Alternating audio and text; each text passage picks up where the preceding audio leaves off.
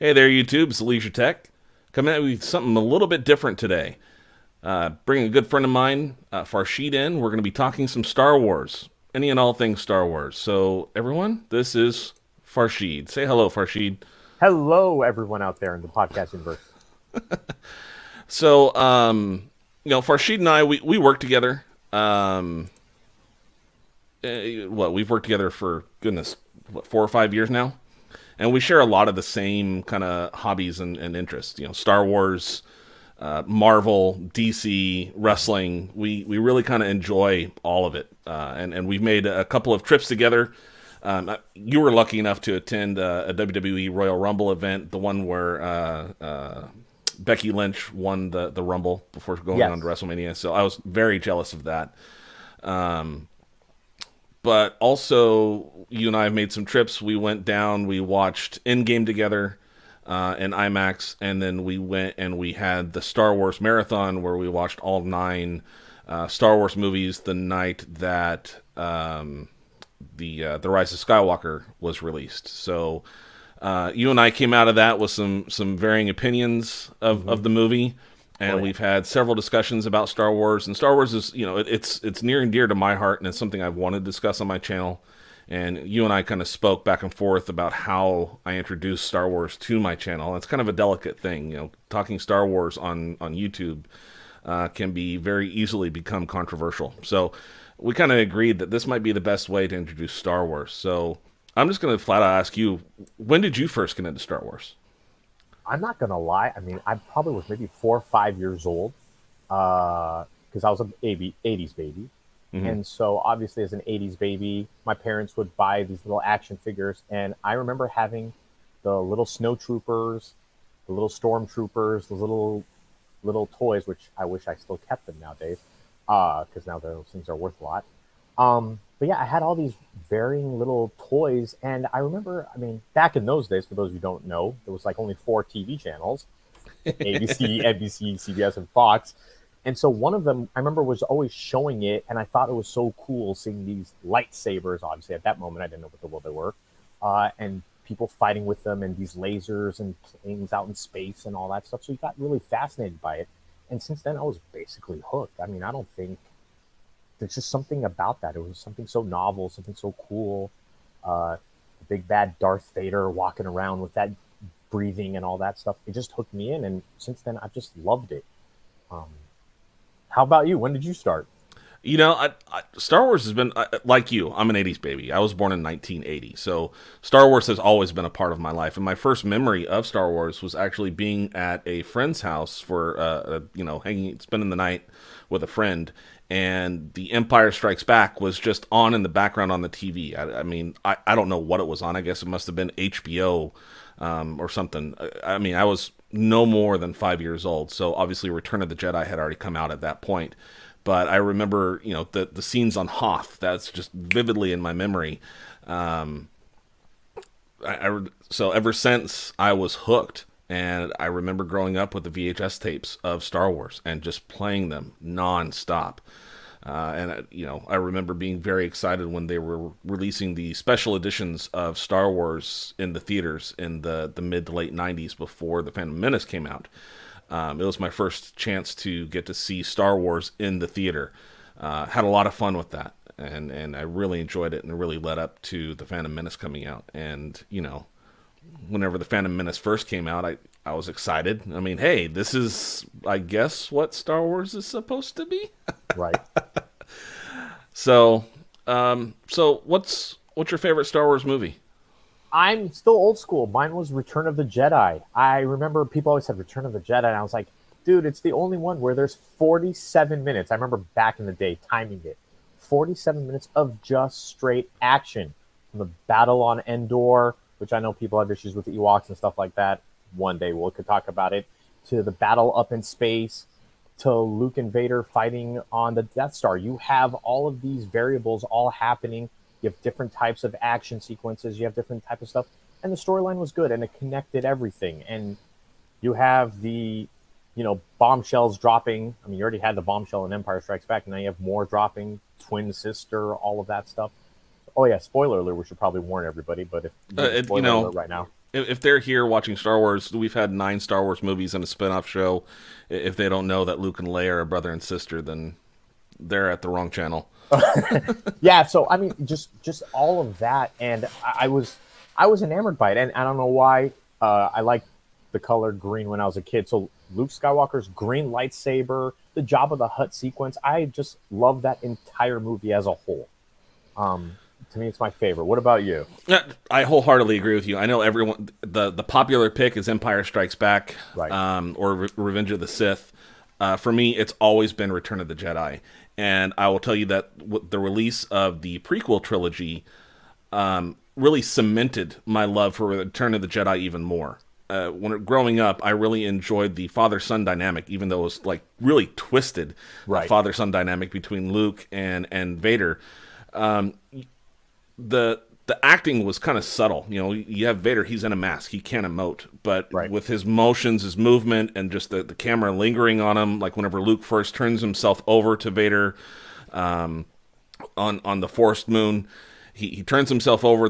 After that interaction, the kind of camera lingers on Vader as he approaches the bar to kind of look off into the distance. You can see that he's experiencing a conflict there, and then he saves his son from Emperor Palpatine at the end, and also sacrificing himself.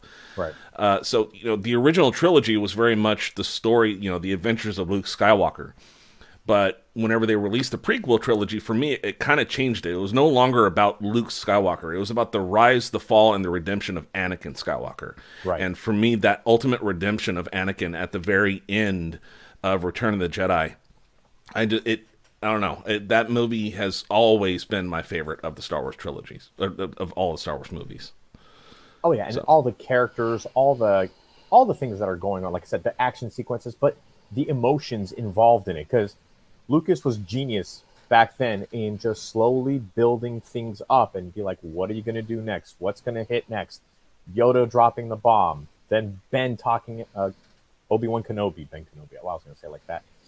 Him talking about, hey, it's different perspectives, different points of view. And what's kind of crazy is I remember in all my years of going to college and all this stuff in philosophy classes, ethics classes, things like that, you hear these kinds of sayings that all spawn from Star Wars, which is what makes Star Wars such an amazing topic. Yeah. So let's get. I mean, here's the bait question. So, what's your least favorite Star Wars movie? Ooh. Ooh. Oh. It depends on what it depends on what is the definition of least for what reason. Which one is the one that you have the most trouble rewatching? Attack of the Clones. But I'm not gonna lie, The Rise of Skywalker I have difficulty with. And you know why? We were just right now talking about our favorite movie being Return of the Jedi, and Palpatine died. Yet, in Rise of Skywalker, he comes back with no explanation, no rhyme, no reason. Why then and there? Nothing made sense in that movie. Yeah, I guess my least favorites are going to be a toss-up for The Rise of Skywalker and The Last Jedi. The Last Jedi is a really great movie and a terrible movie at the same time.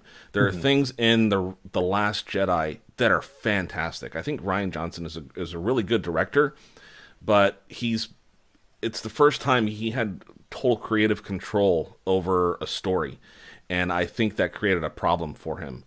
I think The Last Jedi would have been a successful movie with the fans had it not been tied to the Skywalker saga. Absolutely. Because if he's wanting to upend what Star Wars is, what it means, and he definitely made some really brave decisions. It was very well directed. The plot of the movie kind of iffy. I mean, you're in outer space and it's a slow chase in outer space, right, and they're out of range for their cannons. You're in space. Cannons like fire. If you shoot something, it's going to keep going until it hits it. There's no out of range when you're in space.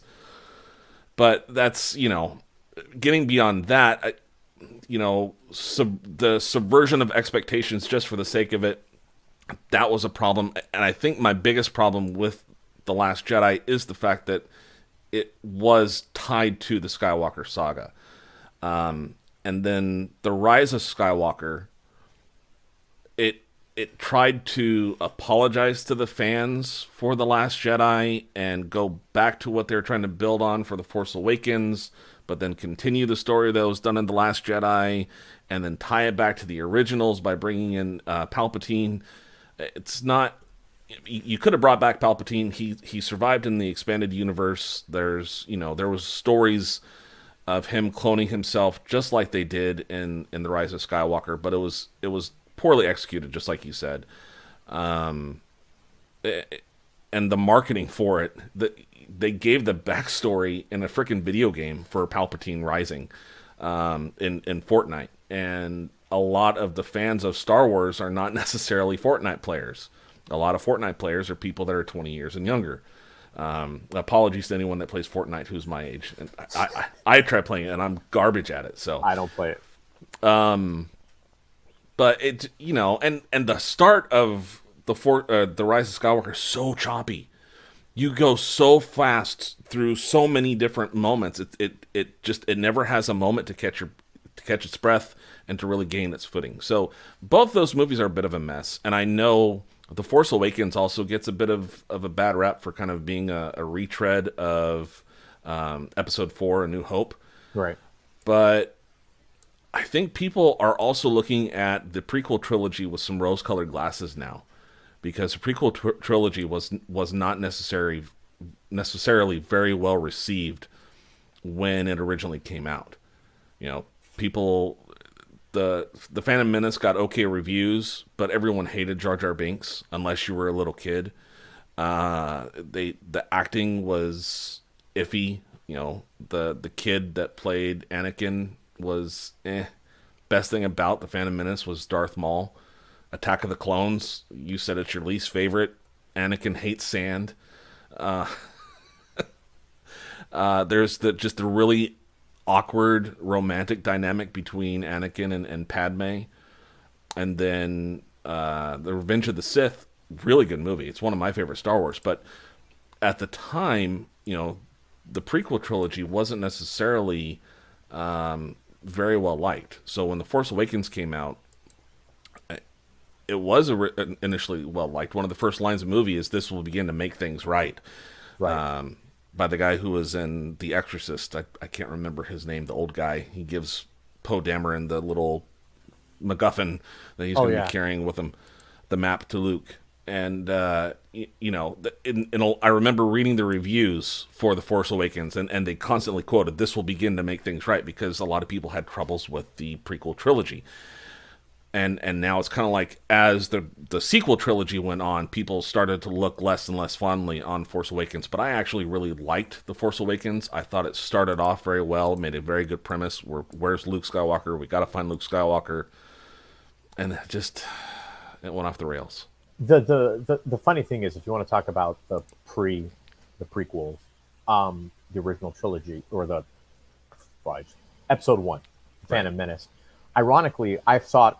By the way, I think every single Star Wars movie, other than the original 3, 4, 5, and 6, I saw like opening day. And I remember I saw the Phantom Menace the first time it came out, and I was mixed. I was like conflicted completely. Then, ironically, if anybody knows anything about me, my uncle, who hates anything about this kind of stuff, and who's a psychologist and all this stuff, he saw the movie and doesn't like anything sci-fi. Thought it was one of the greatest movies he'd seen. And I remember asking him, like, why? And he's like, if you think about the philosophy and the dichotomy of everything that's going on in there, he really said it was a fascinating movie. And I was like, hold on, I got to watch this again. So a couple days later, I remember I went back, saw it. And when I looked at that and just said, take Jar Jar Binks out. And ironically, I remember asking him, what did you think about Jar Jar Binks? And he's like, it's not intended to be mean, but the concept of there are far more intelligent people and far less intelligent people, but the people that are not as intelligent make huge contributions, and sometimes their simplicity is the reason why things work. And he was talking about the Gundams and all that stuff. So I remember watching it, and I was like, okay, Jar Jar was thrown in there for kids, whatever, all that, but the whole story made sense, and I actually really liked it. And like you, I remember I watched The Force Awakens. I actually really loved it. I thought it was a great movie. I thought it was all that. Last Jedi, absolutely. If it was a, if it wasn't a Skywalker movie, if it was, Joe Schmo was the main characters and all that stuff, I think it's a fantastic movie. But when you tie it into this universe, the way Luke is acting, the way everything is going on, I mean, R2 doesn't like even come into play with Luke. Maybe, that might stop him, especially he's been so close to him. And I know we'll talk later about later things with Luke and how he interacted with things and Chewbacca and all this stuff. You would think it would mean a lot more in Han dying and him knowing he died, but yet he's like, okay, forget about this, let's move on. It just didn't make sense. The key thing is, I think Han Solo and Chewbacca in The Force Awakens was fantastically done. The curveball of that Ben being his son, everything I think was great. And like I said, The Last Jedi, I really liked it. Rise of Skywalker, I remember I turned and looked at you and I said, fan service. That's the first words that came out of my mouth in that movie. I'm like, fan service. You could tell that's like, we had no direction. We're just going to throw everything in the kitchen sink in this movie. And that's what it was. Yeah, I'm on YouTube a lot more than you are. I don't tend to watch cable or regular TV. I watch YouTube, and there's a laundry list of YouTubers I watch, like the Den of Nerds and Star Wars Theory. Star Wars Theory is the most popular Star Wars YouTuber out there, and they've had like some similar comments where it's just they wish they would have taken the directors of the sequel trilogy and locked them in a room so they could have had one cohesive story figured out from the start, instead of I'm going to direct this one, I'm going to direct this one, and I'm going to direct this one, but we don't know where the story is going until after the movie's already out. And it's called producers, by the way. That's the job of the producers. Well, they should have done their job then and gotten the directors all on the same page so we could have had a cohesive story. I had a train of thought and I almost lost it. With the Last Jedi, if they wanted to portray Luke as someone who has kind of lost his way and doesn't have the faith in the Force anymore, is trying to shut him off from the Force, I could see that and I could understand it. It's just the why or the how he got there makes no sense to me. If you in the original trilogy of Star Wars, the first Star Wars movie, he was like Anakin. He was like his dad. He was a whiny little kid that wanted an adventure. He wanted something more for himself. And Empire Strikes Back, he didn't trust fully the teachings that Yoda was giving to him, and he kept on questioning him. So his faith in the Force wasn't necessarily rooted very strongly. He didn't grow up in the Force and with the teachings of it. So it was kind of understanding. I could see how he could turn away from the Force because he didn't have the mentors that he needed. But explaining it as him shutting himself off from the Force because in a moment of weakness he was going to kill his nephew, I can't buy into that at all. Yeah, that's one of the things that really bothered me, and I really think that there are some really great characters that could have been developed in The Last Jedi and the Rise of Skywalker that could have been developed better, but just weren't. Poe Dameron, these are all archetypical characters, but they weren't fleshed out at all beyond their archetypes. Poe, he was just this wannabe Han Solo that never really had any depth. Finn, he was so underutilized. Right. I mean, he was barely even in the the Rise of Skywalker, and he was really one of the best things about the Force Awakens. Yes, absolutely. I mean, and the sad part is it just me, or did it seem like these three movies there was only one thing they had an idea of when you said they didn't plan this out? Episode 7 is about Han Solo. Episode 8 is about Luke Skywalker. Episode 9 is about Leia. We just want each of them to have their own movies. Instead of doing what the other movies, I think, did so successfully, which is weave them all together. Like, I didn't understand why Luke you couldn't have maybe seen part of his past in Episode 7, The Force Awakens. Why you couldn't see part of, it just being weaved into it. It looked like they just wanted to do one thing at a time, hit it right there. And like you said, Finn, I thought he was phenomenal in Episode 7. I like the dynamic of him and Poe and just starting to learn each other and starting to understand each other. And then it's like in Episode 8 and Episode 9, they're like, let's move on to something else. Right. So, but before we move on a little bit further into the discussion, who's your favorite Star Wars character? It's always been Luke Skywalker for me. Green lightsaber, just the way he grew up. He literally grew up right in front of you. And as maybe again, maybe this has more meaning for us, especially being a child of the '80s. It was at a time where I was kind of growing up. Like, I would watch these movies and I'd see, okay, I'm whiny like Luke in A New Hope. I'm questioning authority in my teenage years, trying to figure out what I want to do. Like Empire Strikes Back, I already knew who my father was, so I didn't need to know about that one. And then Return of the Jedi, it's like, me going into adulthood, be like, okay, I need to make decisions. You got to start thinking about your future. You got to know what's important to you.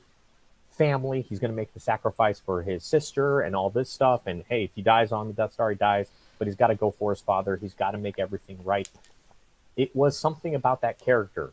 And again, maybe because I was a kid growing up, I love the X-Wing, the teachings from Yoda, just all of it. It reminds you a little bit of your childhood growing up and all the things that he brings to it. And I just love the character. Do I like what then I see later done to him in The Last Jedi? Not really. He just reminded me of an old man being like, get off my lawn type of thing. But then, in a weird way, again, he realizes this is greater than me. And that's why I kind of like the ending of the movie. This is greater than me. I got to use my power. I got to use it. I'm going to show up out of nowhere. No one's going to see it coming. I'll give you guys enough time because this story is greater than me. I'm doing my part to help my family and everybody else. And I like the ending. I'm not going to lie. The Last Jedi, I'll fight anybody on it. I love the ending. Everything he does, sacrifices himself for the greater good of everybody else. I love that.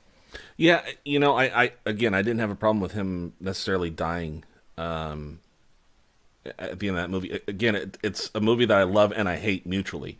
Right. I think it would have been great as a standalone Star Wars movie, not necessarily tied to the Skywalker saga. I got to tell you, my favorite Star Wars character remains Anakin Skywalker. For the same reason why I loved, Return of the Jedi. I always looked at the first 6 movies as the story of Anakin Skywalker. And I was really hoping he would return in The Rise of Skywalker. And, you hear rumors, I guess there were, he was on set and things were shot, but then not used. And ultimately they only used his voice at the end. Yeah, I gotta admit, I own the Rise of Skywalker. I haven't rewatched it since we watched it in the theaters. I went and watched it with you, and I took my sons to watch it. I haven't watched it since. It was a very disappointing end for the Skywalker saga for me. Right. But after all that disappointment, we did get a major beacon of hope in The Mandalorian. Mm-hmm. It just wrapped its 2nd season, and the first season started off, really well. It was a great little twist at the end of that first episode where you see Baby Yoda, or, I guess the appropriate name for him at the time was the Child. We didn't know he was actually Grogu until, halfway through season 2. But I think The Mandalorian has been a fantastic show. I think it's gotten better as it's gone on. You can definitely argue that there was a lot of fan service done in this 2nd season. Right. But I think they did the fan service in an attempt to continue to expand the Star Wars universe, and they're using The Mandalorian as a jumping off platform for other shows. I think obviously now that Ahsoka Tano is going to be getting her own show, I think the other Mandalorians, Bo-Katan and her other 2 Mandalorians, are going to be getting their own little spin-off show. I'm really looking forward to everything that they're going to be doing. The Book of Fett, I think, is going to be fantastic. I really like how season 2 of The Mandalorian ended, because they were very much. I mean, there's memes everywhere. It's like, The Mandalorian. It's called The Mandalorian, but it was very much the Baby Yoda show. Mhm. And it was very much about the dynamic between Din Djarin and Grogu. But now that Grogu isn't necessarily part of the show, where do they go with season 3? But since Din Djarin now has the dark saber and he's got Bo-Katan with him, I can see season 3 playing out. And this is just me theorizing that she's going to tell him about the importance of reestablishing Mandalore. And now that he has the dark saber, maybe he'll understand some importance. And instead of being this rogue character, he'll take on that burden and continue to have character growth. He had at the start of The Mandalorian, he was just this bounty hunter, Right. and he found the child and he developed a moral compass. He saved the child, and now he's been on his mission to deliver the child to a Jedi. He's done that, but now he has this dark saber. There's a chance there for them to do more with him as a character and grow the show without the crutch of Grogu. And I hope they take it. I mean, obviously, I want to see Grogu back in The Mandalorian, but I hope that they're able to stand on their own. I hope the show is able to stand on its own and to continue to develop his character with the other side characters that he has. Yeah, I mean, Mandalorian. I remember when the first season came out. I'm watching and I'm like, this is interesting. And I'm like, of course, when at the moment it's Baby Yoda, everybody's calling him supposed to be the child.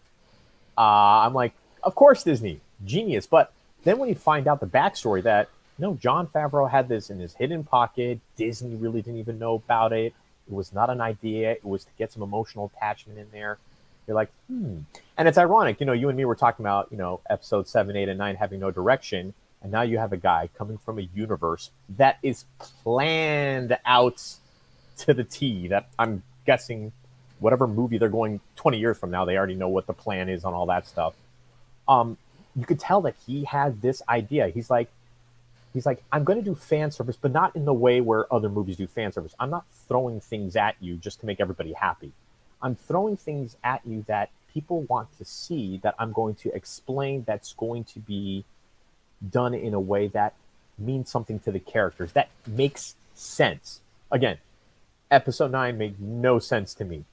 But bringing in Ahsoka Tano, bringing in Bo-Katan, bringing in Boba Fett, which I know everybody was upset about how he died by a blind man, and now I want to see this badass guy that he's supposed to be, and there you start seeing it during these seasons. It's redeeming everything. And I loved it. I remember after every episode, you hear, Grand Admiral Tarkin's name. You hear all these names. Grand Admiral Thrawn. I mean, Thrawn. Sorry, Tarkin. Wow. See, Yeah. different Star Wars characters all coming to my brain.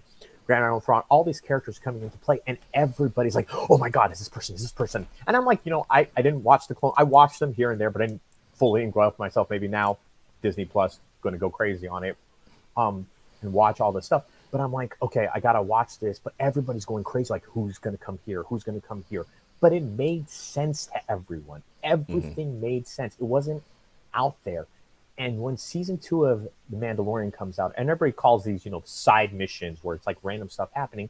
To me, it wasn't side missions. To me, it was like, hey, this is how stories go. You go through life every day, sometimes doing little side things to get you to your end conquest. And you see the growth in Din Djarin and all of his stuff. Like, he was just a bounty hunter. Now he had an attachment to this kid, and it means something to him, and he's got to get him to the right place. And it's not just because it's been tasked to him. At first it was tasked to him, but then it's like, I got to do this. It's the right thing to do. I got to do this correctly. Now, there is one crazy question I've been dying to ask people, and we haven't talked about, so I'm totally surprising you. Can you tell me what happened to the third Mandalorian? Because there was the guy. Yeah, what happened to him? I'm like, in the last episode, I'm like, wait, there was 3 of them. Yeah. Where did he go? They didn't even say anything. Like, we're short of Mandalorian. They just apparently he didn't get his contract renewed. They like Sasha Banks enough to bring her back, but which, again, for us wrestling nerds, that's even crazier. Yeah. I was like, the boss is here. Seeing the boss, yeah, that was pretty cool. And yeah, everything was season 2. I was so excited to see Ahsoka Tano. First time seeing her in live action. She was a character that was created in the Clone Wars to be Anakin's apprentice, And I don't want to, since you haven't watched Clone Wars, I don't want to spoil that journey for you. So that kind of plays out, and it doesn't just play out in the Clone Wars; it also plays itself out in Rebels because she shows up there too. Right. And they brought in Grand Admiral Thrawn into Rebels, and Grand Admiral Thrawn. And that's what's so funny. Kathleen Kennedy gave an interview. And Kathleen Kennedy, she's the head of Lucasfilm now.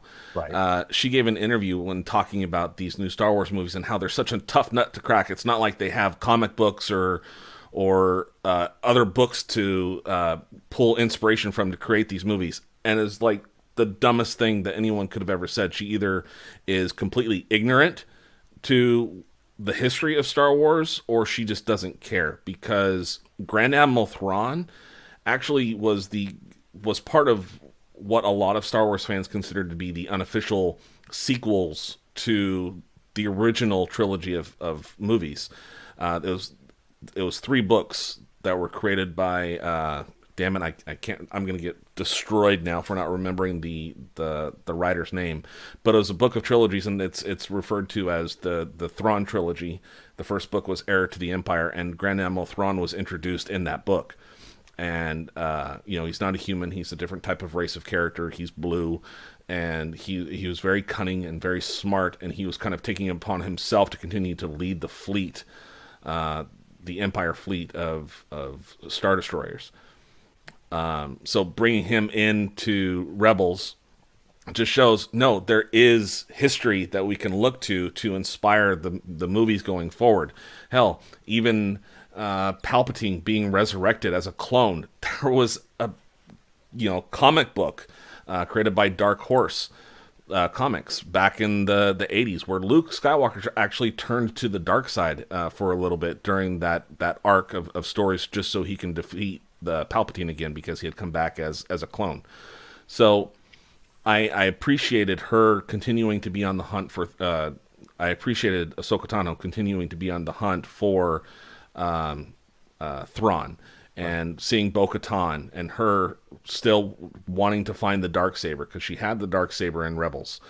And God, seeing Luke Skywalker, it was beautiful. It's the funniest thing, I remember after all those episodes, they're like, okay, who's going to come get Grogu? Which the Jedi? Who's the person? The funniest thing I always heard was the obvious answer, which is the only Jedi that would be around that time, is the one that nobody thought of. Everybody was coming with all these names, some names I knew, some names I never heard of. And it's just Luke Skywalker. When that X-Wing comes in, I remember the first thing I'm like, wait, Luke? And then you see just the hilt of the saber, and you see the green, and you're like, wow, I'm an idiot. And I just enjoyed it like a giddy little 5-year-old kid just watching again. And see, amazing. that was the genius right there of Favreau and Dave Filoni, because whenever I first saw the X-Wing come in, my brain instantly went back to earlier in the season where there were those Alliance guys in the X-Wing fighters. I was like, oh, okay, that they're showing up to help. But then it's like, oh no, it's just one. Oh my God, the music changed. Yes, Luke was the obvious, but I don't think anyone really considered that they would go there. Right. And they went there, and it was just, yeah, it was amazing. And I'm, I got emotional, man. I teared up. And it was a very strange kind of range of emotions, right? Because I had happy, excited tears from seeing Luke Skywalker, the badass Luke Skywalker that we always wanted to see and never got to see in live action. But then it turned to sad tears for Din Djarin having to say goodbye to Grogu and showing his face and letting Grogu touch his face and going. But then, oh my God, it's badass Luke Skywalker at the same time. I was all over the place with my emotions. So, yeah, I've really enjoyed having The Mandalorian. I'm really excited as long as Favreau and Filoni continue to stay in charge of Star Wars moving forward. I'm very hopeful for what the future of Star Wars can be. There's been, Star Wars hasn't been without drama over the recent years since it was bought out by Disney in 2012. And there was drama on the set of the making of the Mandalorian, or at least allegedly. It's been denied by Pedro Pascal, who's the actor who who plays Din Djarin the Mandalorian, but apparently, he was unhappy with not being able to show his face. And I guess allegedly now that there were other Mandalorians there and there was a different kind of creed where they show their faces all the time, he, and I kind of understand it because, he's the star of the show and he's an actor. His face helps pay the bills and he wants to take credit for that. And he wanted to have his face shown a little bit more. I don't know how much drama it was, but just from, the dirt sheets and all the YouTubers that are out there, apparently, it's been very much underplayed, and I guess there was a lot of drama. I guess there were some threats that he may not show or walk off the show, and some threats that he may be replaced. But ultimately, I'm glad it played out okay, and I hope everything goes okay going forward for Season 3. There are some concerns that since the Book of Boba Fett... hi, son. My son just put in the chat.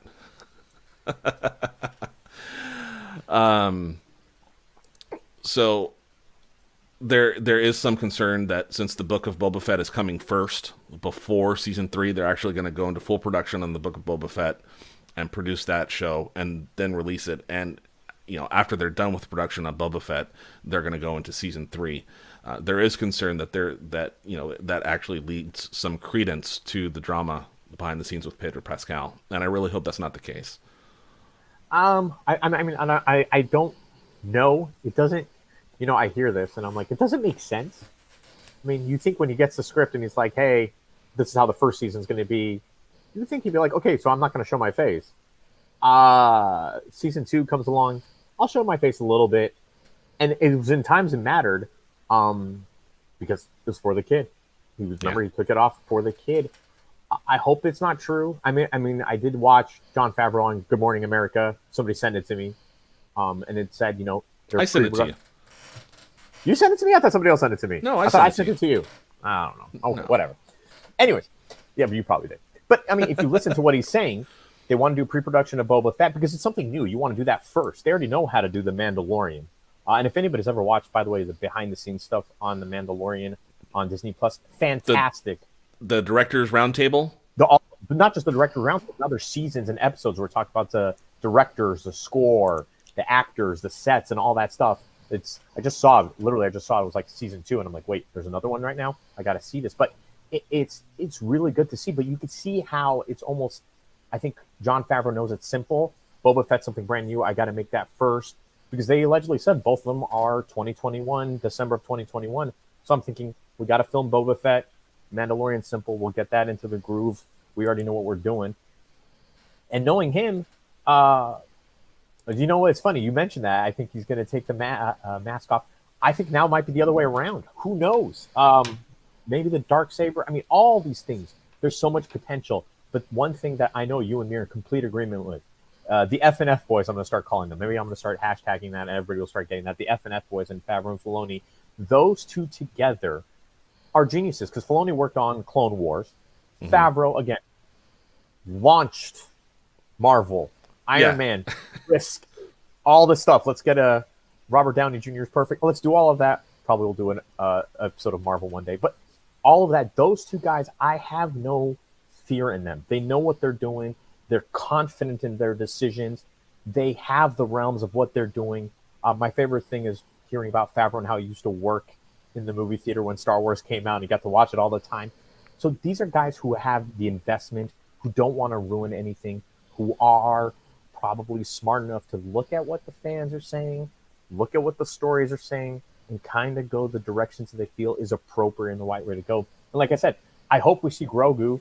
I hope we don't. I'm in so much conflict. I don't know. Does this mean we're going to get a spin-off series one day? Because, Grogu's probably a money-making machine. I have a Grogu toy. We gave a plushie for Christmas to somebody else. We gave another toy.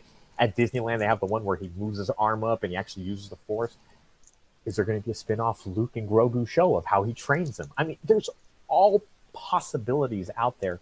But I trust these guys. As long as other people don't butt their heads in, I'm faithful in it. And I'm hoping that the Pedro Pascal thing goes off. He's the big money maker. But ironically, if he is talking about complaining about the mask coming off and all this stuff that needs to be seen, James Earl Jones never showed his face. And he's the voice of the most iconic person Well, James Earl Jones wasn't even in the costume, man. It was I David know, but that's what I'm Prowse. saying. His voice is there. Well, by the way, may you rest in peace. But I mean, the voice was there. Yeah, but The David voice is there. Prowse, the actor who was actually in the costume for the original trilogy, was very bitter at the fact Oh, that his face never got to be seen. right. So I mean, that there's the same story there. And you talk about Filoni and Favreau and how they're kind of stewards for Star Wars right now, and they really have the trust of the fans. They continue to talk about the drama behind the scenes with the Star Wars franchise. There's kind of two factions right now, allegedly, that there's a bit of a internal civil war with Star Wars, where there's a camp that is supporting Filoni and Favreau, and there's a camp that is supporting Kathleen Kennedy. And it's the camp that is supporting Kathleen Kennedy that tends to kind of lash out at Star Wars fans. And the most recent of which was we were talking about The Mandalorian and how great it was to see Luke Skywalker. If you go on YouTube, there are hundreds of reaction videos to fans, recording themselves, posting it to YouTube or Facebook, their reaction to seeing Luke Skywalker. And I mentioned this guy before at the start of the stream, Star Wars Theory, who's the most popular YouTuber for Star Wars. He let me find it. So you can see I'm gonna share my screen.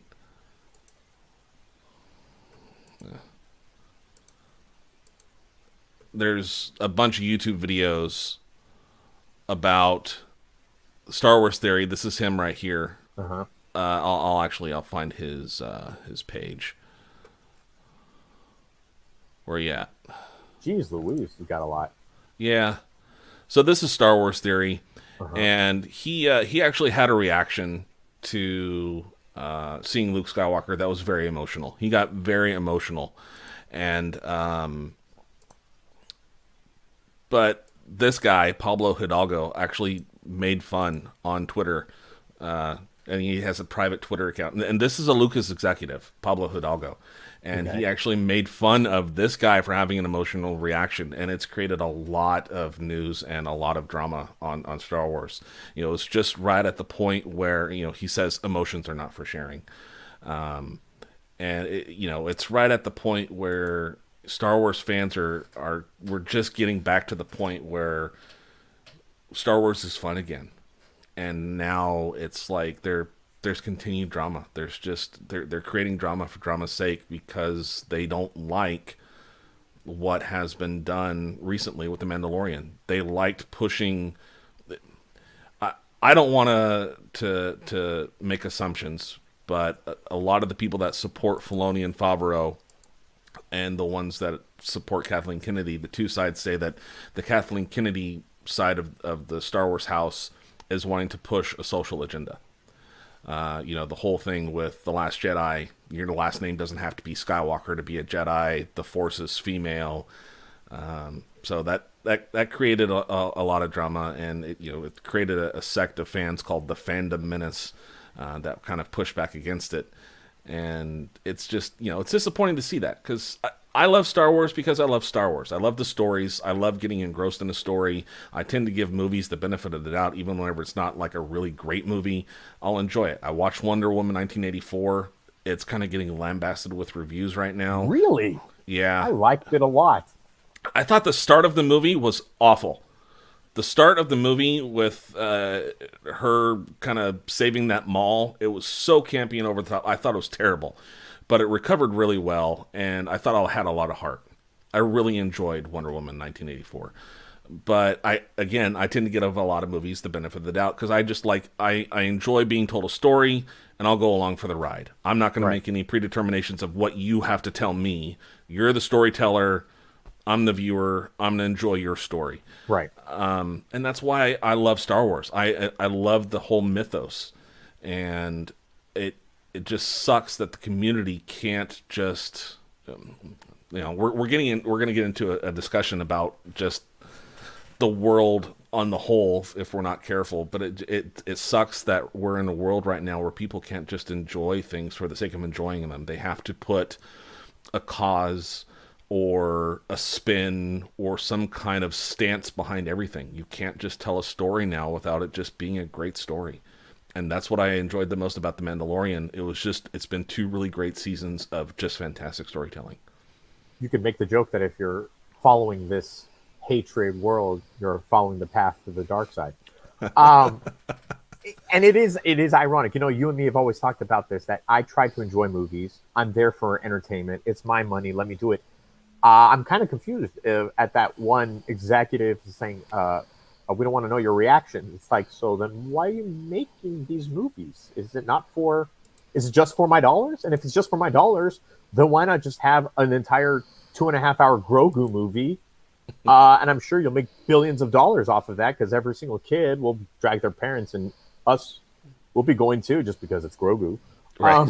I mean, so clearly you're making stories for a reason, and that's why sometimes I don't understand the way people are thinking. That's why I like Favreau and Filoni. They want to tell a story, they want to have some emotional impact, but they want to make you have a fun time. And one thing I love about Mandalorian and all these Star Wars movies is I just want to get away.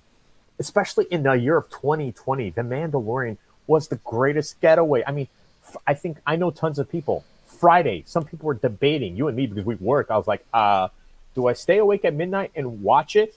Or do I wake up early before work and watch it? Or do I go through the entire workday on Friday and then watch it afterwards? Yeah, that was the shitty thing because you and we talked that morning because you had already watched the last episode, and I was working because I promised my sons that I wouldn't watch it until they were with me, Right. and so the episode released, and I didn't have my sons yet, and plus I was working, but I was on YouTube earlier in the morning, and someone had already posted like a reaction, and I saw a green lightsaber on their reaction thumbnail, and so it just instantly, I saw a green lightsaber, I knew it was Luke Skywalker. Right. And so my question to you is, because you didn't want to spoil anything for me, No. but my question to you was just instantly, did they recast him or did they de-age him? And you Right. instantly, like, I saw the disappointment in your face. She's like, oh, you know. And so yeah, spoilers are a bitch, man. If anybody knows me and anybody wants to know, one reason I'm not one of these people that has to see the movie first. I became that person because I didn't want to get spoiled. So I remember I dragged the Leisure Tech, my boy, to Avengers first showing in IMAX Endgame because I didn't want it to be ruined. That's my doomsday scenario, is me knowing that, and my favorite was Iron Man. He dies. Can you imagine like going to the movie knowing he's dying? And I'm like, that would suck. So same thing. I need to see it. So yeah, I tried to stay awake at midnight to watch it. I went to bed.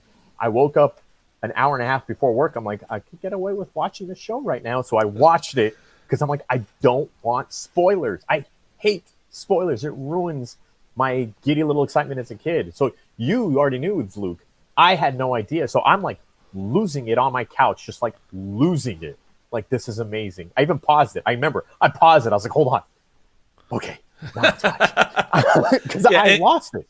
Even whenever I mean, like, yeah, I knew Luke was going to be in the episode. Still, when I first saw that X-wing, I got lost in the story. Right. So I forgot that I knew that Luke was there. So whenever I saw that X-wing come by, I was like, oh, okay, it's one of those guys. But I was like, no, oh my God, it's Luke. And just the whole build up, even though I knew it was him, just the build for it, and just that I mean, there was such a long, had the scene of the X-wing very slowly docking in, and like just there's such a slow build up, and the music changed.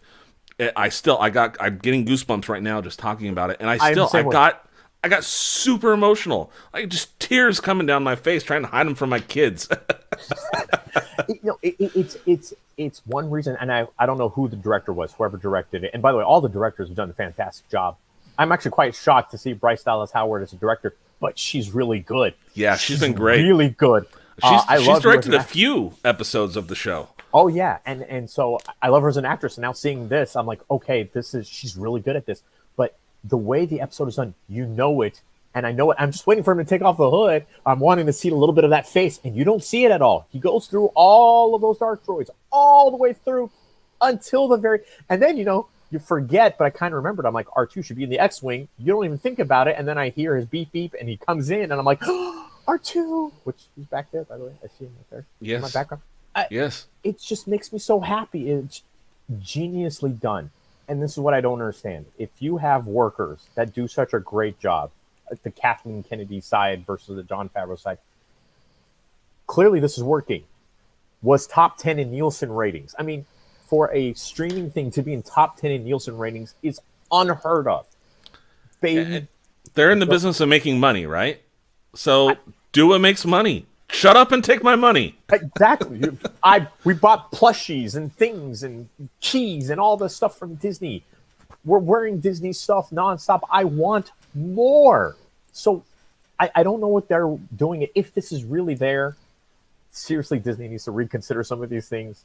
I don't know. Were we going to talk about Disney and the purchase of this, or this is our portion of it, or I had Well, no I mean, idea. yeah, we've kind of segued into it. I had some talking points. We've kind of hit on all of them. I mean, what do you want to discuss regarding Disney and their purchase of Star Wars? You know what's funny? I remember when Disney first purchased it, everybody was like, "Oh, it's going to be Mickey Mouse, and it's going to be annoying, and it's only for the money, and all this stuff." And part of it is true. Again, they're in the business of making money. But as a guy who loves going to Disneyland and who goes to Galaxy's Edge, and I just get lost at Galaxy's Edge, um, in the what do we call it? Planet of Batu, or I can't remember right now. Right now, I got so many emotions going through my brain. But we're in Batu, the Spire's Edge, and all that stuff, the Black Spire, and all that stuff, and the rides, and the Rise of the Resistance ride, and all of these things, and the way Disney has marketed it and has this, and Disney Plus with all my access to Star Wars things. You are fearful, but you kind of are glad they kind of have it because of Disney's backing. Even if Star Wars was going crappy down the toilet, you know that they're going to find people, put in the money, put in the resources to recoup all that money and do everything they need to do with it. And if you trust in this kind of stuff, like we want Favreau, we're pulling him in. Or we want Filoni, we want you in. We're going to pull the right people. We're going to pay top dollar for all this stuff. I'm happy that Disney now has it. I was one of those people. I was scared. It's gonna be Mickey Mouse with a lightsaber, and he's not gonna slice anybody because it's got to be rated G, not even Yeah. PG. It's got to be No, G. but you forget, one of your favorite franchises is also owned by Disney. Yes, That's Marvel. The Marvel yes, Cinematic Universe owned by Disney. So whenever it was, announced that Disney was buying Lucasfilm, I was actually excited because we were going to get more Star Wars. I love Marvel. I love everything that they've done with Marvel, but I was super excited that we were going to be getting more Star Wars. And after The Force Awakens came out, I was even more excited with just continue to bring it on. Rogue One, I freaking loved Rogue One. It was a great movie. Oh yeah, That hallway scene with Darth Vader at the end of it, it was the epic. slicing and Han, dicing. the Solo movie, I can take it or leave it, and that's where it kind of started to taper off for me. They had a really good start, and they've really kind of stumbled and stubbed their toes with the last couple of movies. But I think they just need to leave the Skywalker saga alone. Continue to branch off. They can do something with the Old Republic. They can do something further on in the future because it was good to see the Mandalorian season 1 not have any Jedi's in it Right. because it's a big universe. You don't always have to have Jedi's in the Star Wars universe. But at some point, we need to have another movie where it's about the Jedi's.